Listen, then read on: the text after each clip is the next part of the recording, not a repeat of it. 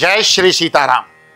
मैं आचार्य राजकुमार पांडे आज उपस्थित हूँ आपके समक्ष तुला राशि के सितंबर 2025 के मासिक राशिफल को लेकर।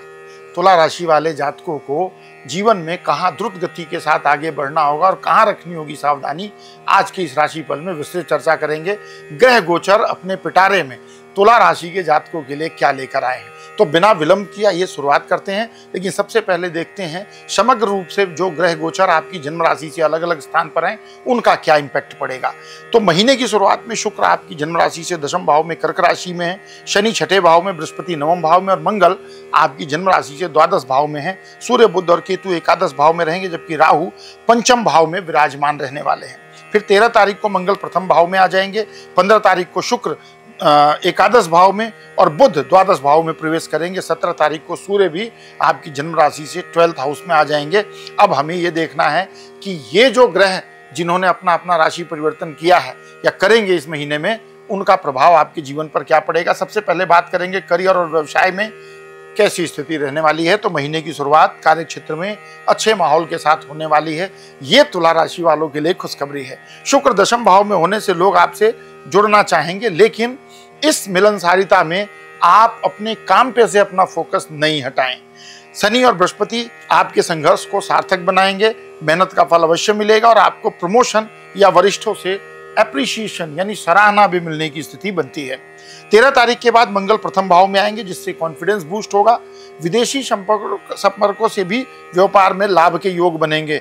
महीने के उत्तरार्ध में आप अपने काम पर ज्यादा फोकस कर पाएंगे, बशर्ते महीने की शुरुआत के।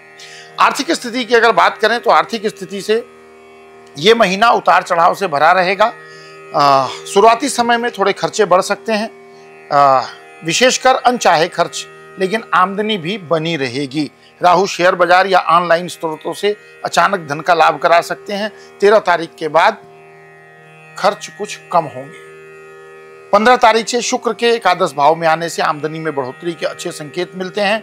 हाँ, 17 तारीख के बाद कुछ खर्च में वृद्धि हो सकती है, या विदेशों से संबंधित अगर आपका कुछ काम है तो वहां पर भी जाने की स्थिति बन सकती है, लेकिन ये खर्चे आपके लिए शुभ होंगे।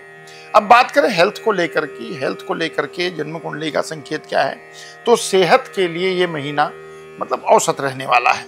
पेट से संबंधित समस्याएं परेशान कर सकती है, खान पान पर ध्यान दें।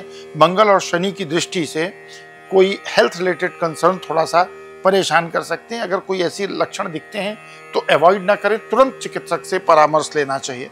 महीने के उत्तरार्ध में हेल्थ में भी इंप्रूव होगा। प्राणायाम, योग और सुबह की सैर अगर करते हैं तो डेफिनेटली इसका बेनिफिट मिलेगा। देखिए, जो उपाय ऐसे बताए थे ना, योग कीजिए, खान पान संतुलित रखिए, सुबह की सैर कीजिए, इसका ग्रहों पर भी एक इम्पैक्ट पड़ता है। अर्थात अगर कोई ग्रह विपरीत स्थिति में है और वो आपके स्वास्थ्य को लेकर के सतर्कता की संकेत करता है और आप ये सतर्कता अगर जीवन में आत्मसात करते हैं तो डेफिनेटली आप उस प्रतिकूल स्थिति को अपने लिए नियंत्रित कर सकते हैं। बात करें प्रेम और वैवाहिक जीवन की, तो प्रेम जीवन में शुरुआत में थोड़ी चुनौती रहेगी। क्यों? राहु पंचम भाव में रहेंगे, सूर्य बुध की दृष्टि पर रहेगी पंचम भाव पर, केतु महाराज भी देख रहे हैं, तो संबंधों में कुछ गलतफहमियां, राहु महाराज तो गलतफहमी उत्पन्न करने के लिए जाने ही जाते हैं, तो कुछ संबंधों में गलतफहमी हो सकती है। लेकिन महीने के मध्य में शुक्र की कृपा से रिश्ते में रोमांस और गहराई फिर से वापस लौटेगी, प्रेम संबंध फिर से मजबूत होगा। वैवाहिक जातकों के लिए महीना मिश्रित रिजल्ट देगा। शुरुआत समय में तनाव, टकराव और कहा-सुनी की संभावना बनती है। 13 तारीख के बाद स्थिति सुधरेगी, लेकिन आपको संयम समझदारी दिखानी होगी। परिवार जीवन में प्रेम और सामंजस्य बना रहेगा। खासकर महीने की शुरुआत में शुक्र की दृष्टि चतुर्थ भाव पर रहेगी, कर्क राशि से बैठकर चतुर्थ भाव को देख रहे हैं, जिससे आपके घर का माहौल तो निश्चित अच्छा रहने वाला है। बृहस्पति की कृपा से संतान पक्ष से खुशखबरी प्राप्त हो सकती है आपको, क्योंकि बृहस्पति महाराज की नवम दृष्टि पंचम भाव पर पड़ रही है। 13 तारीख के बाद से थोड़ा सा गुस्से पर नियंत्रण रखें, नहीं तो पारिवारिक शांति जो बढ़िया चली आ रही है उसके भंग होने की स्थिति बन सकती है। माता पिता का स्वास्थ्य ठीक रहेगा, लेकिन अगर उनकी कोई रूटीन जांच करवाते हैं और जो ड्यू है तो उसको जरूर करवा लीजिए, ताकि समय रहते अगर कोई ऐसी आवश्यकता पड़ती भी है तो उस पर एक अच्छा निर्णय लिया जा सके। तो ये तो था तुला राशि के लिए जीवन के विभिन्न क्षेत्रों पर पड़ने वाले प्रभाव की चर्चा। अब क्योंकि प्रभाव केवल अनुकूल ही नहीं है, थोड़े प्रतिकूल भी हैं, तो उस प्रतिकूल प्रभाव को नियंत्रित करने के लिए क्या उपाय कर सकते हैं सितंबर 2025 में तुला राशि के जातक, उस पर चर्चा करते हैं। शुक्रवार को अगर संभव हो सके तो माँ लक्ष्मी के आगे श्री सूक्त का पाठ करें और माता लक्ष्मी को गुलाब का पुष्प अर्पित करें।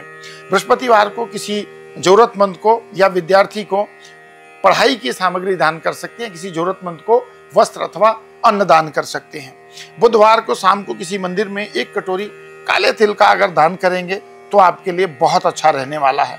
हर शुक्रवार 108 बार ओम शुक्राय नमः इस सरल मंत्र का भी जाप करेंगे तो आपको अच्छा बेनिफिट मिलेगा। और साथ ही इस महीने अगर संभव हो सके तो कोई मेटल से बना हुआ व्हाइट कलर का हाथी अगर मिल जाता है या चांदी का कोई सुगंधित द्रव्य अगर अपने पास रखते हैं तो आपकी राशि के लिए ये बहुत ही अच्छा रहने वाला है। सितंबर 2025 में आप बहुत अच्छे परिणाम प्राप्त करेंगे।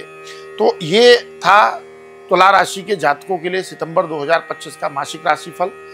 और अगर आपको ये राशिफल, ये विश्लेषण अच्छा लगा हो तो वीडियो को लाइक करें, चैनल को सब्सक्राइब करें, फैमिली फ्रेंड रिलेटिव के साथ चैनल को शेयर करें। और जब चैनल को सब्सक्राइब करते हैं तो बेल आइकन जरूर प्रेस करें ताकि जैसे ही अगला राशिफल अपलोड हो, हम पहले ही अपलोड करते हैं तो उसकी जानकारी आपको प्राप्त हो जाए।